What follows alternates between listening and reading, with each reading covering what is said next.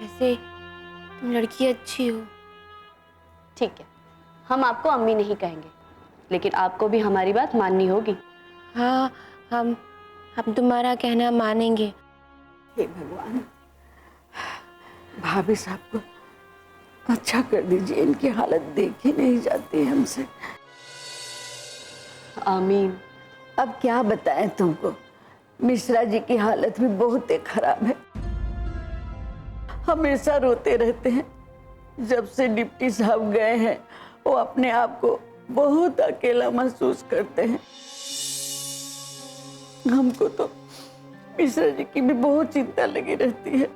चाची, आप मिश्रा चाचा का ख्याल रखिएगा। अब क्या ख्याल रखें, वो तो खाने पीने में जरा भी परहेज नहीं करते हैं। आप सही कह रही है चाची। नरगिस, आबिद का क्या हालचाल है बेटा? सब ठीक है।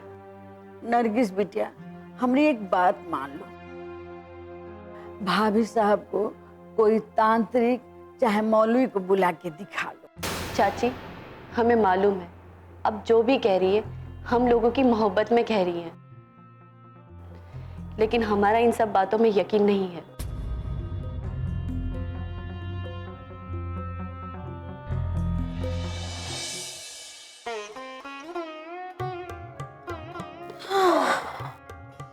मैं तो थक गई मिर्जा साहब, वो बैली गारत में चल चल के। वो तो नौजवान जोड़ों के लिए तफरीगाह बन गई है। और हाय अल्लाह, वो मस्जिद, वहां तो जरूर जिनाद होंगे। अरे बेली गारत की इमारतें 1857 के किस्से कह रही थी, और आज भी अपने अंदर कई दास्तान छुपाए हुए हैं। मिट्टी डालो उस दास्तान पे। मिर्जा साहब, मैं बहुत थक गई हूँ। आप एक काम करो, दुकान से जाकर चाय ले आओ। और हाँ, 2 चाय लेकर आना, आज मैं 2 चाय पीऊंगी। ठीक है, लेकर आता हूँ।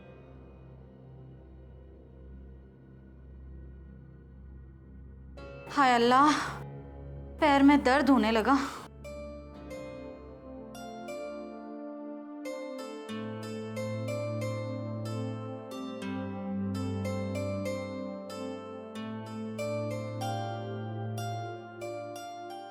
चलो गुस्ल खाने में जाकर हाथ मुंह धो लिया जाए।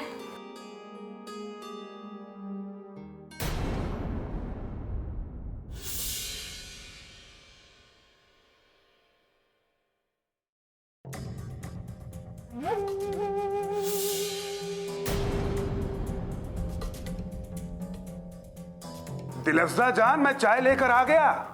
हाँ, वहीं रख दीजिए मेज पर। नहीं नहीं, मैं चोरी नहीं करूंगा, लेकिन लाडले, उसके पास तो पूरी तिजोरी भरी है जेवरों से। अगर इतने से जेवर कहीं खो भी गए तो फर्क क्या पड़ता है? मैं अपनी हैट में छुपा लेता हूं, दिलअफ़ज़ा जान को पता भी नहीं चलेगा।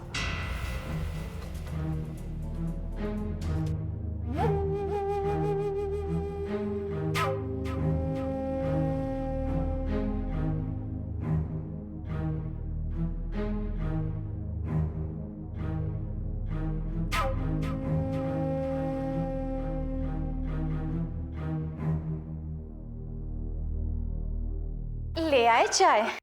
ये लो। लीजिए ना, आप भी लीजिए।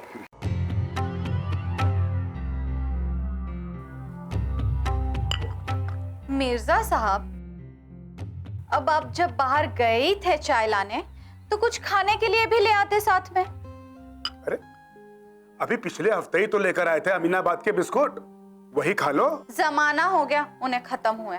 हमें तुमने नहीं दिए बिस्किट? अच्छा ठीक है, ठीक है।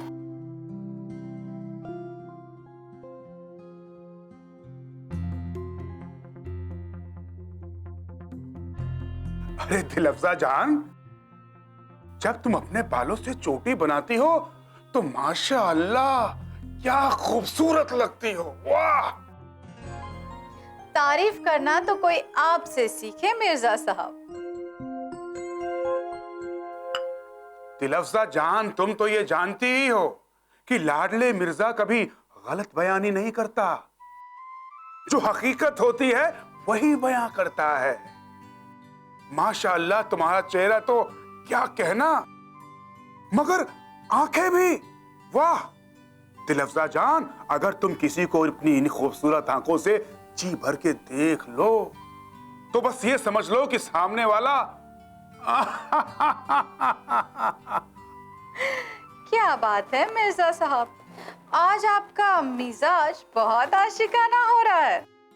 कुछ ऐसा ही समझ लो तुम।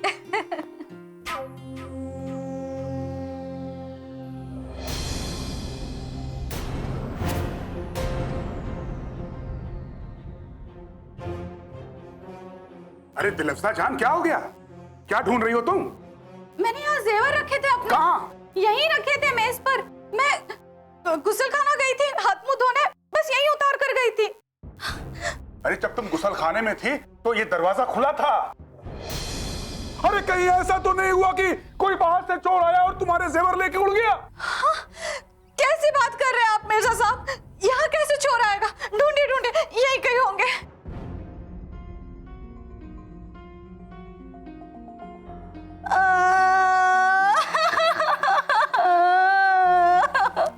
हमारे जेवर चोरी हो गए। या अल्लाह, माटी मिलेगी जवानी गारत हो जाए मुआ कहीं का। किसकी? उस चोर की, और किसकी? अरे अगर वो बेचारा बूढ़ा चोर हुआ तो? नाशाद नामुराद मरेगा, कीड़े पड़ेंगे उसे, बद्दुआ है मेरी। अरे ये सोना चांदी तो तुम कभी भी खरीद सकती हो दिलअफ़ज़ा जान, लेकिन अगर किसी की जिंदगी चली गई तो वो वापस लौट कर नहीं आएगी। अरे अपनी जबान पर लगाम दो। अरे कल का मरता हुआ आज मर जाए। छोड़ूंगी नहीं मैं उस चोर को। वो भैंसा कुंड वाला तांत्रिक है ना, उसके पास जाओगी, जमीन में ना मंत्र पढ़कर छुरा गड़ेगा ना, चोर के मुंह से खून उगलेगा, खून। दिलअफ़ज़ा जान, तुम्हारे मुंह से ये सब बातें बिल्कुल अच्छी नहीं लग रही। एक बात बताओ मिर्जा साहब, आपके और हमारे अलावा इस कमरे में कोई भी नहीं था, तो फिर जेवर जमीन खा गई कि आसमान निकल गया? मतलब तुम मुझे अपने लाडले मिर्जा पे शक कर रही हो? हाँ। अरे वाह दिलअफ़ज़ा जान, वाह। अरे मैं यहीं बैठा हूं, जो तलाशी लेनी हो ले लो, ये भी मुराद पूरी कर लो अपनी। तलाशी मैं नहीं लूंगी, तलाशी तो अब शहर का कोतवाल लेगा। बड़े अच्छे ताल्लुकात हैं मेरे उनसे। अपने सिपाही भेजेंगे ना, फिर एक एक की जम के तलाशी होगी। छोड़ने नहीं वाली उस चोर को मैं। वैसे ये बात बताइए कि जब आप यहाँ आए तब मेज पे जेवर थे या नहीं? कहाँ? यहाँ हमने तो नहीं देखे। अच्छा, सिपाही के साथ कुत्ते भी बुलवाओगी और कुत्ते से कटवाओगी उस चोर को? मुआ गएगा।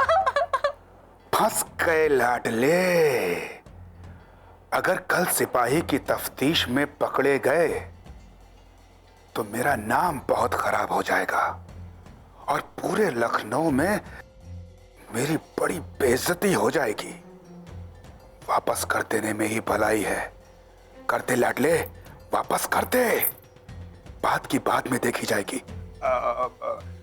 दिलअफ़ज़ा जान, एक काम करो, तुम जाकर गुसलखाने में ढूंढ लो। मैं नहीं जाऊंगी गुसलखाने में, मुझे याद है मैंने यही रखे थे। जब तुम बाहर से आई थी तो बहुत थकी हुई थी।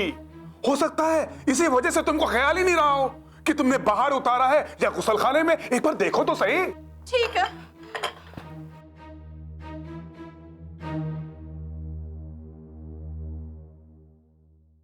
अरे मिल गए तुम्हारे जेवर मिल गए। ये देखो।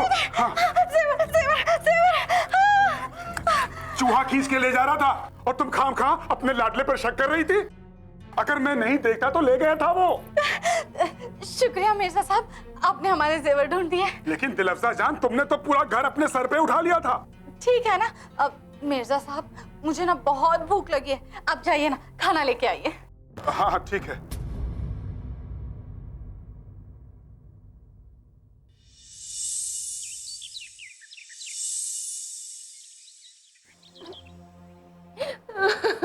डिप्टी साहब, आप हमें छोड़कर कहाँ चले गए?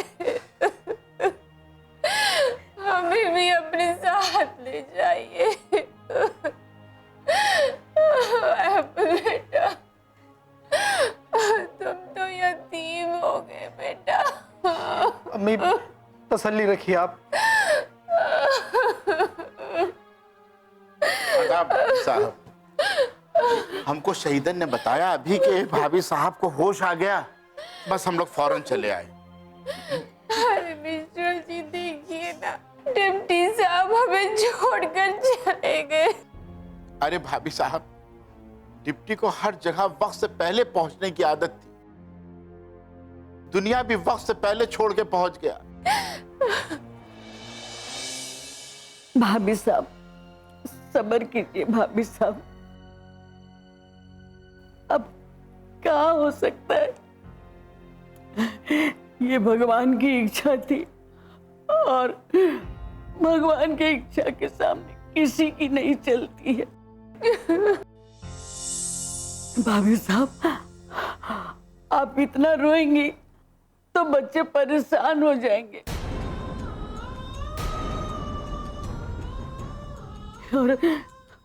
और अभी आपकी जिंदगी बच्चों के लिए बहुत जरूरी है भाभी साहब। अभी शहीदन ने जाके हमको बताया कि भाभी साहब को होश आ गया है, तो हम लोग फौरन आ गए। अब ये बताओ कि भाभी साहब को होश आया कैसे? चाचा जी, मैं अम्मी को सब याद दिला रहा था कि एक बार एक उन्हें सब याद आ गया। ये तो बहुत अच्छा हुआ अहमद। अरे मिश्रा जी, हमें तो हमेशा इस बात का रंज रहेगा कि हम आखिरी वक्त डिप्टी साहब का जनाजा नहीं देख पाए।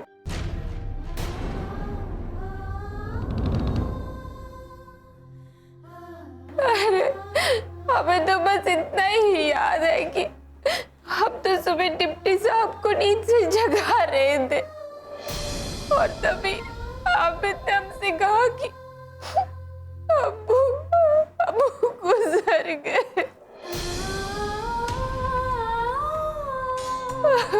बस उसके बाद हमें कुछ याद नहीं।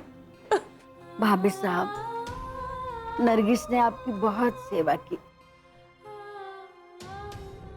मगर आपको कुछ याद नहीं।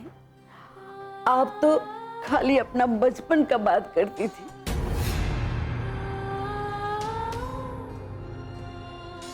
हम भी आपको बहुत याद दिलाने का कोशिश किए मगर आपको कुछ याद नहीं आया।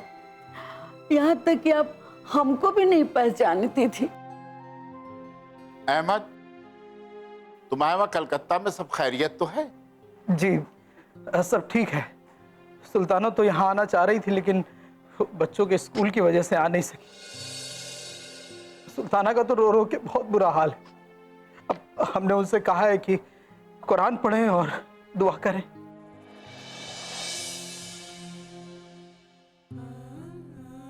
हाँ बेटा, ये तुमने अच्छा किया।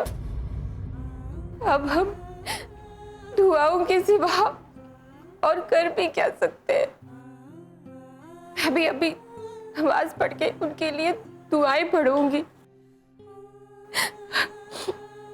बेटा वो शहीदन और फत्तो कहाँ है? अम्मी, फत्तो हमारे बच्चों के पास है और शहीदन बावर्ची खाने में है। अच्छा ठीक है। आबिद और आबिद की दुल्हन कहाँ है? अम्मी वो दोनों सुबह से ही कहीं बाहर गए हुए हैं। अच्छा नरगिस बेटा, वो शहीदन से कह के मिश्रा जी के लिए चाय बनवाओ। भाभी साहब, आप तकल्लुफ ना करें, मैं अभी चाय नहीं पीऊंगा। अम्मी, जिस वक्त अब्बू का इंतकाल हुआ मिश्रा चाचा हमारे साथ ही खड़े रहे। हर मौके पर इन्होंने हमारा साथ दिया। मिश्रा जी, आपका बड़ा एहसान है हम पे। अरे ये तो मेरा फर्ज था, इसमें एहसान की क्या बात है? हाँ अम्मी, चच्ची भी रोज हमारे पास आती थी।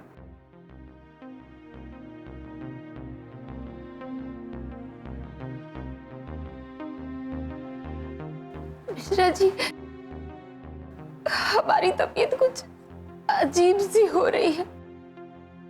ऐसा लग रहा है कि कोई कीमती चीज हमसे खो गई है।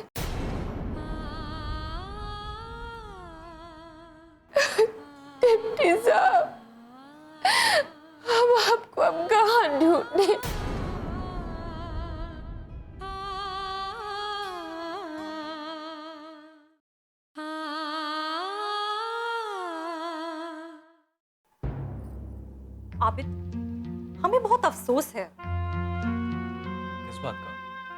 नरगिस को देखकर। नरगिस को देखकर क्यों? अब देखो ना ही उसके अब्बू हैं, ना ही उसका शौहर है, ऊपर से दो बच्चों की जिम्मेदारियां उसके ऊपर। तुम उसके भाई हो, तुम्हें उसके लिए कुछ सोचना चाहिए। तुम कोई फैसला लो। अरे मैं क्या फैसला लूं? अल्लाह की मेहर से अभी अम्मी हयात हैं। नरगिस की जिंदगी का जो भी फैसला लेना होगा वो अम्मी ले सकती हैं। आबिद, तुम कब तक अपनी अम्मी की उंगलियां पकड़ के चलोगे? खुद से भी कुछ फैसला लेने की आदत डालो। आप क्या कहना चाहती हैं? हम कुछ समझे नहीं। आबिद, तुम हमारी बात को कभी समझना ही नहीं चाहते। नहीं शाकरा, ऐसी बात नहीं है। आप साफ साफ कहिए, आप क्या कहना चाहती हैं? हम ये कहना चाहते हैं कि नरगिस के कितने खर्चे हैं, उसकी जरूरतें हैं, कौन पूरा करेगा उन्हें? अब तो अब्बू भी नहीं है। अब्बू नहीं है तो क्या हुआ? हम हैं, अहमद भाई हैं। तुम क्यों खर्चा उठाओगे उसका? हमारी एक राय मानो, शादी कर दो उसकी। शादी? पर किससे? बहुत से मर्द मिल जाएंगे शादी करने के लिए। शाकरा, नरगिस के 2 बच्चे भी हैं। बच्चों का क्या है, बोर्डिंग में डाल देंगे या फिर किसी यतीम खाने में दे देंगे। ये सब इतना आसान नहीं होगा। खैर, आप कह रहे हैं तो हम इस बारे में जरूर सोचेंगे। ये सोचना क्या है? वक्त जाया मत करो, जितनी जल्दी हो सके फैसला ले लो। वैसे तो नरगिस शादीशुदा है और अपने शौहर से भी बहुत मोहब्बत करती है। अच्छा, तो फिर वो अपने ससुराल में जाकर क्यों नहीं रहती? उसके ससुराल का भी मकान होगा ना, वहां क्यों नहीं चली जाती वो? ये भी तो उसका घर है। मिस्टर आबिद, लड़कियां शादी के बाद मायके में अच्छी नहीं लगती। खैर, हमें जो कहना था हमने वो कह दिया। अच्छा सुनो, हमें लंच करने बाहर जाना है। बाहर? क्यों? क्योंकि हमें तुम्हारे घर का खाना बिल्कुल अच्छा नहीं लगता। एक तो तुम्हारे घर में कोई सीखे हुए बावर्ची नहीं है, ऊपर से उसका क्या नाम है, शहीदन, वो बिल्कुल बकवास खाना बनाती है, बिल्कुल टेस्टलेस। मगर शाकरा, इस वक्त हमारा बाहर जाना मुनासिब नहीं होगा। घर में सब कोई परेशान है। अब्बू के इंतकाल के बाद हमें कुछ वक्त अपने घर वालों के साथ बिताना चाहिए। आबिद, आप हमारी बात गौर से सुन लीजिए। हमने आपसे कई बार कहा है, हम सिर्फ अपने बारे में सोचते हैं, पर हम देख रहे हैं जब से तुम्हारे अब्बू का इंतकाल हुआ है, तुम अपनी फैमिली को लेके कुछ ज्यादा ही जज्बाती होते जा रहे हो। हमारी खुशियों की तो कोई परवाह ही नहीं है तुम्हें। चलो उठो, हम कार्टन होटल जाएंगे लंच करने। जब से लखनऊ तुम्हारे घर आए हैं, तब से एक वक्त भी अच्छा टेस्टी खाना नहीं खाया हमने। तुम्हें चलना है तो चलो, वरना हम अकेले चले जाएंगे। और तुम बैठे रहना अपनी अम्मी के पल्लू में बंधे हुए।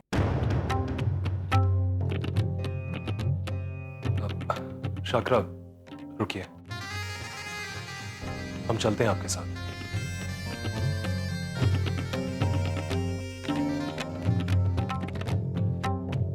अरे भाभी साहब, हम आपको क्या बताएं, कल हम अमीनाबाद गए थे, झंडे वाले पार्क में इतनी अच्छी नुमाइश लगी है कि मैं क्या बताऊं।